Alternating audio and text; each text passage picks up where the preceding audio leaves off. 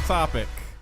I haven't read this yet, but it was mentioned that the final investigation from Samsung regarding why the Galaxy Note 7, which was completely recalled worldwide and was exploding.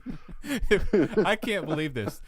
The iPhone dominates Why are we talking about it? worldwide as the most popular phone, and I know that this is a passionate area that some people like, pro Apple, anti-Apple. I don't give a shit what you like. If you like Android, Don't like fine. my phone blowing up. Yeah, I just like my phone not blowing up. But it's not like Kind of a low bar. Yeah, everyone's got their own preference, which is great. I love the fact that we got the competition that's keeping a leg up on each other. That's been hugely beneficial to the market. So people that have to say, well, one's better than the other one, and you're dumb if you think that way, I don't know what to tell you. Whatever. But Samsung is the second biggest. And their quality is really high. I might be an avid iPhone lover and Apple lover. Got more Apple devices in my house than I can count. But those Samsung phones that they put out are pretty sweet. I mean, they're AMOLED phones. Their screens I still think are better than the iPhone screens, even though the iPhones have gotten really, really good. And I think even iPhone 8 is rumored to finally have an AMOLED screen coming this year. But anyway, their stuff is great. Yes, they might copy from time to time and blah, blah, blah, but they're still a huge company. I can't believe that they blundered something this big that cost them over $1 billion. Here's my question to this. This is why we're even talking about this, because we're geek, we're nerds. Phones fall into that category a little bit. We're all iPhone users here in this circle. Galaxy Note 7 exploded. We know Samsung's not going anywhere. Samsung is going to recover from this. They'll be just fine. The Galaxy S6 or S7, I'm sorry, has still been selling like hotcakes. Do you think that the Note 8, because obviously it's not going to be selling as well as it would have had they not had their previous model exploded? Again, I can't believe I have to say that. Do you think that the Note 8 can recover from this and be a successful, we'll call it in the phablet category, right? Kind of phone tablet, the big size, like the 6S Plus or the 7 Plus or whatever it is. Do you think it can come back and be a success? And on that note, I know that we're all iPhone users here. In lieu of this, what would it take to get you to maybe give Samsung a try? Which is funny in this point because, again, their last model exploded.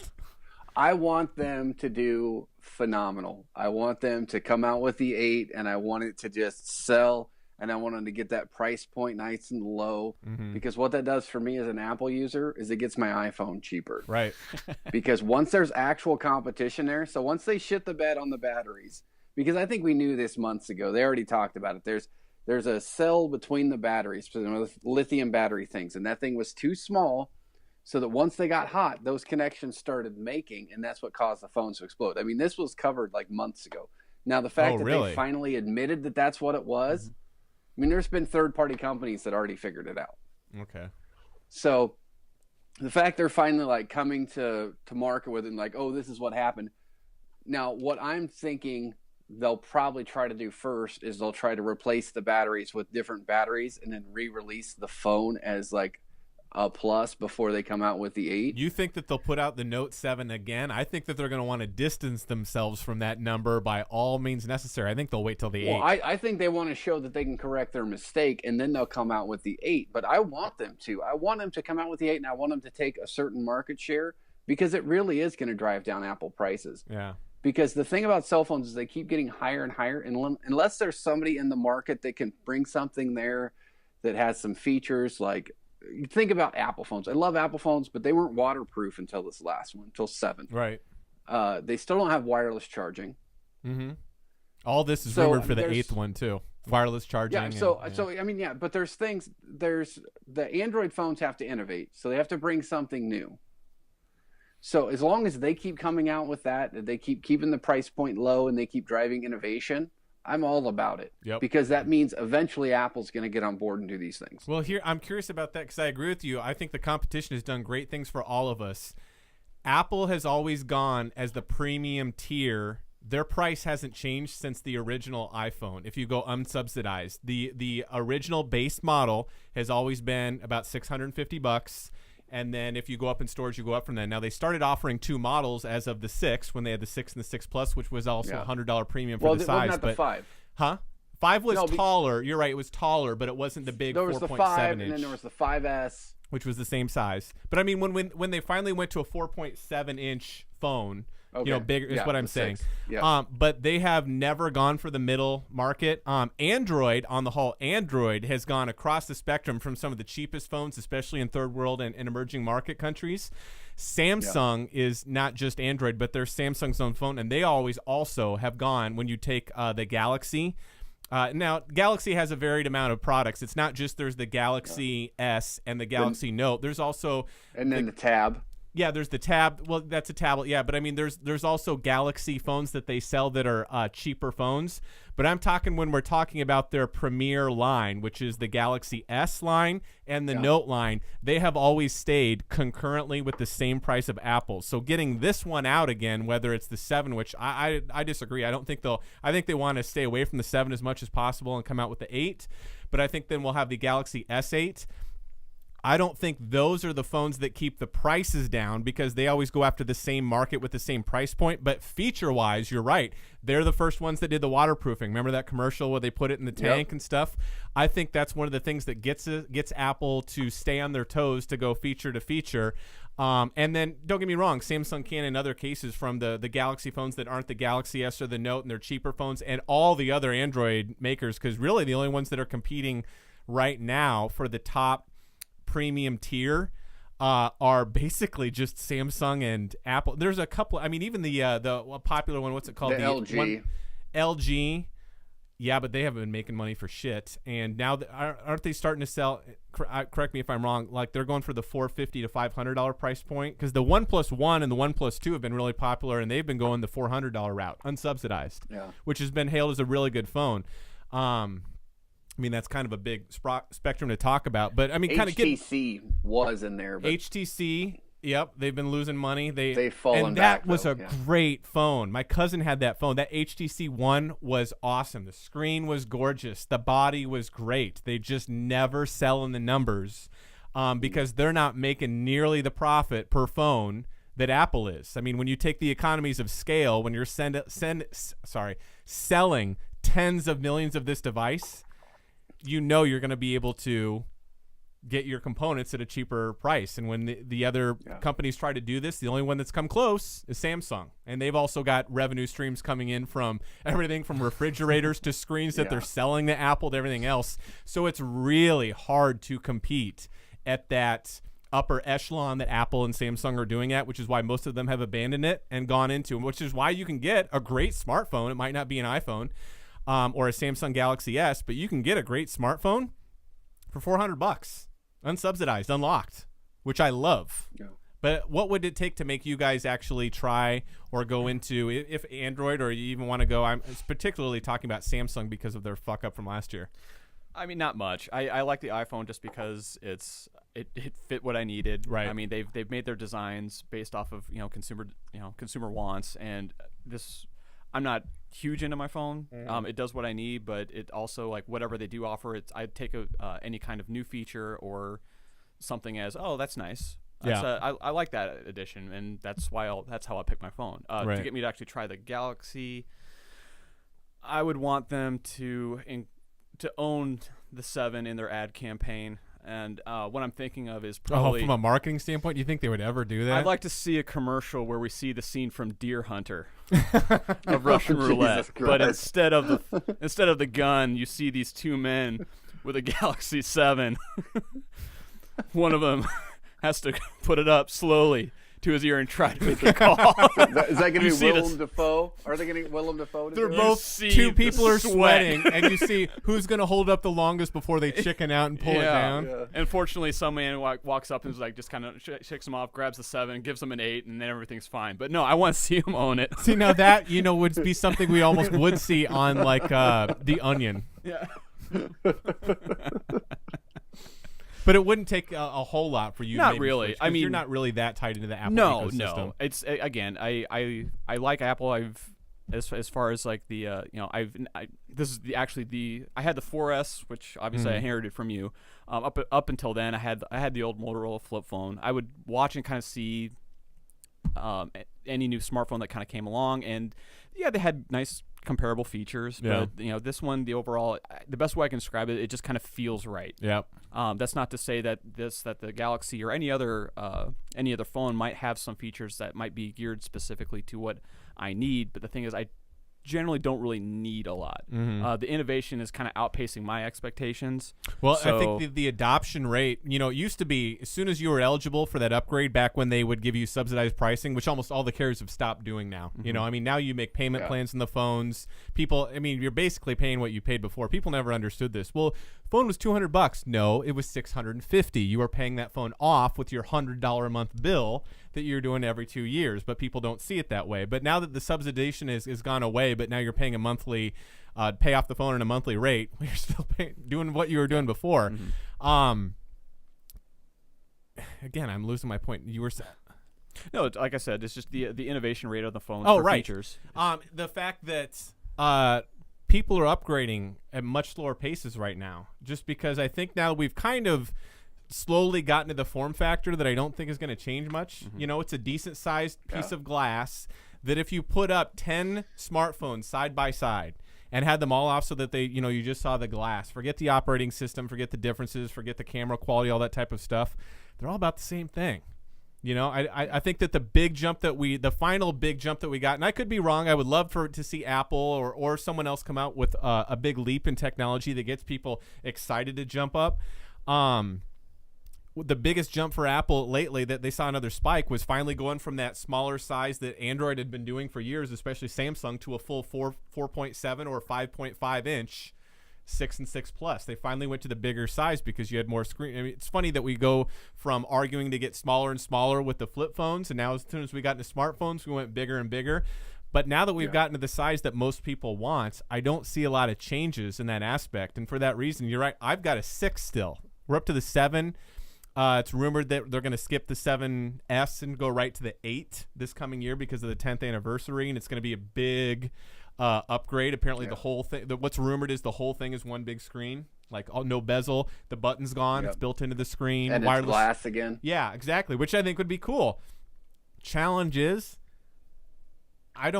my phone is still working great for everything that I use it for. And I don't mean like it's keeping up. Because, the 4S, after a few years, the processors have gotten so fast in these things, I don't need it for anything else. It hasn't, and they're going to really have to compel me to want to get something cool if the 8's coming up, because right now I have no desire. And that does not mean that I'm encouraging Apple to make these things stop functioning well by making your software shitty. Yeah. You saw what Galaxy did with their battery. Yeah, I'm not saying that. But, people... Saboteurs. People have much less of a desire... Not that people still don't get excited to get new phones, but to get a brand spanking new phone and drop another $650 plus on a new phone every 2 years. It's just not necessary. It's not required. But that's cool. That answers our question for you. So it really wouldn't take much for you to jump into Android if you needed another phone, but you just don't really need another phone. I mean, it's, again, like there are very few core elements that I need to my phone as far as usability, and a lot of the major innovations that kind of come out, I think they're great, and I think they're definitely value added, but I have yet to see something that kind of transitioned phones from just the old school to just like this. The user interface was the biggest jump for me. Yep. I mean, maybe if we see something down the line of something of that scale, which I can't even imagine what that would be unless there's some kind of holographic image following me around, and that's my phone. Yeah. Well, that one thing that's rumored that, and they haven't knocked it because they have to crack this just right so it works well enough, but eventually holding your phone up in AR, not VR, but AR. So you're using the camera, but as you're looking down the street, you can see, oh, there's the gas prices for so I'm not even holding a physical device. Right. Thumbprint reader, though. Once you get used to that, would you want to go back? Yeah. It's nice because I have very disgusting sweaty hands, so I mean half the time I have to punch the code in anyway. But I mean again, it's a nice feature when it works. It's great, but again, it's a feature. It's an add-on. Yep, not something that's make or break for you too. I use the Apple ecosystem a lot, so just the ability of honestly one of my biggest things with Apple, and I didn't expect this. AirDrop. When I'm transferring a file back and forth, I can't remember the last time, other than editing video and using an external hard drive, the last time I've had to really use a thumb drive. I mean, I can go from phone to tablet to Apple device and back again by airdropping it, and it's Wi-Fi, AC. All of our devices are wireless AC, which means almost gigabit per second. It's instantaneous. It's fast.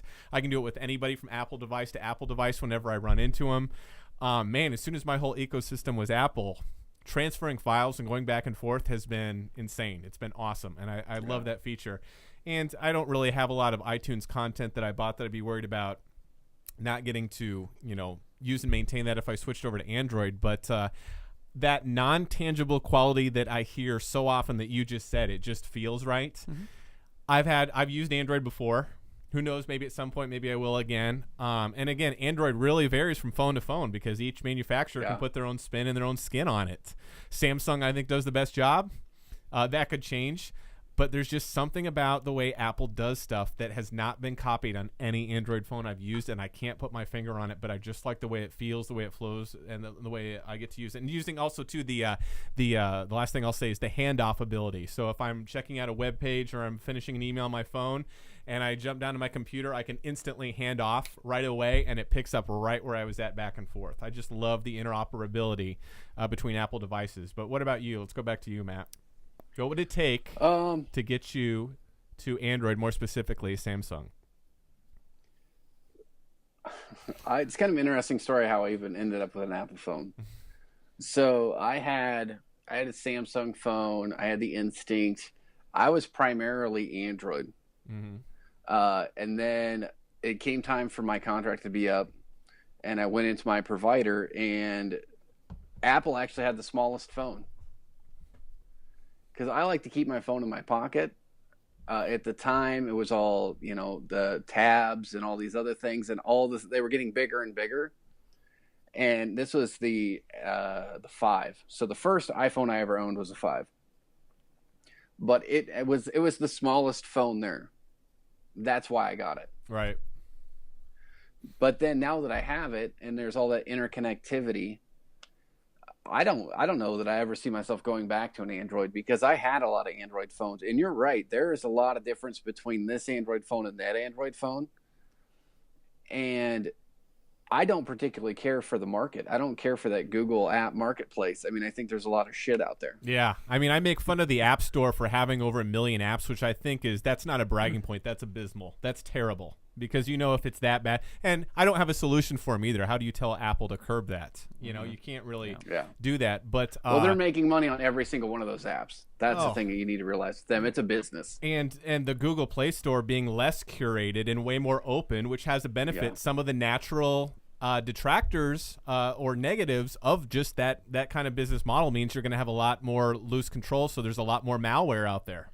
If there's on Apple, if they find that someone snuck something through certification that was in an app that was bad, within 24 hours, it's deactivated. And even on your phone, they have a remote kill. So that app is dead. So that's why I have my automatic app updates turned on, because Apple doesn't want that either. Mm-hmm. And so they're very careful about that kind of thing. But no, I hear what you're saying. I tell you what, some of the stuff the way that the iPhone just does stuff the way I would think it would work, and almost nobody uses. They're not aware of it, but they're nice to have if you're what you might want to call a phone power user, or you get used to using them. One of the big key things I like is share your location. How quick and simple that is. So when you have someone that's like calling you up on the phone, they're like, "How do I get to your place again?" And you give them a direction or whatever, you can just go right into the text message thread that you're having with them, click that little I with the circle, and click send my location. It will send the exact GPS location of where you are, that all they have to do is click on it, and it will give them map directions to where you are. Do you know how much time that saves? Or when we're at Summerfest in Milwaukee, and you want to make sure that all your friends or family in the group, that they can find you if you split up. So for a while, I'm not just going to send my location. I'm going to turn on share my location. So these 5 people can at any time go into that Find My Friends app and see exactly where I am. That's fucking awesome. Yeah. And it's hard to do with Android because, again, it's so open. Everybody can make their own and customize their own. It's not standardized, at least to the level that Apple's is too. So, yeah, anything else? I don't ever see myself going back to Android. Mm-hmm. It just, with the fact that I've started to integrate everything into my Apple phone, we have Apple devices. I mean, we're probably, from a modern household, we probably have the fewest Apple devices of anybody I know. My wife has an iPad mini. We both have iPhones. Yep. Apart from the 4C that my daughter uses now that doesn't have service, it's just a Wi-Fi connection. I mean, that's it. But it's one of those things you just trust. I trust it. I get my phone out. I put it on there. I don't have issues with my iPhone, and I had issues with my Android phones. Yep.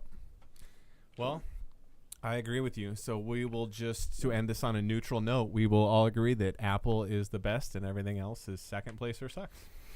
Exactly. But second place needs to step up their game because I need more things on my Apple phone. If that won't create heated debate off of a YouTube video, I don't know what will. I want to see my commercial made. I really do.